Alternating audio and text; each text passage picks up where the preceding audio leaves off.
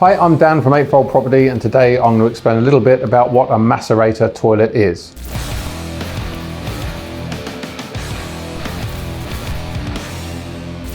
Now, a macerator toilet you'll find in an awful lot of rented properties, but they do tend to end up in HMOs, and this is because they're trying to squeeze a few extra rooms into these houses, and in order to conform with HMO legislation, you're going to need a certain amount of bathrooms for each house.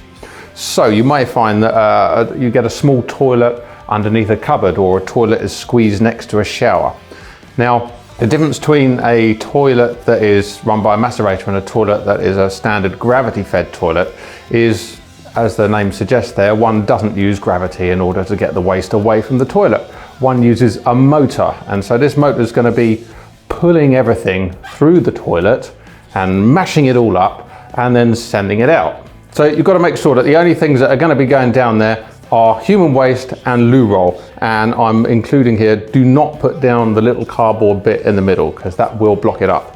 Now, just to be really clear, that when you do block up a macerator toilet, what it's going to do is take all the waste that was trying to get down the toilet and push it all the way back up again. So if your macerator toilet is also plumbed into your washing machine or your shower or your sink or anything along those lines, then it's going to be coming up there as well. And it's not a pleasant job for someone to come and fix it. So when they come out, there's usually a big charge.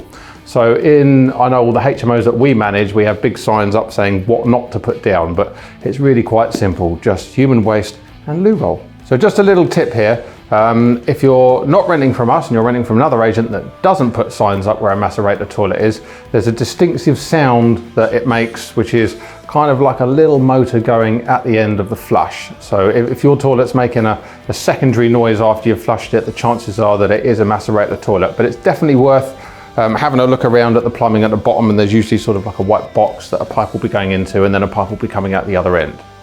So hopefully that's been quite clear, and if you're unclear, do make sure you ask your agent. I'm Dan from Eightfold Property, and we'll see you on the next video.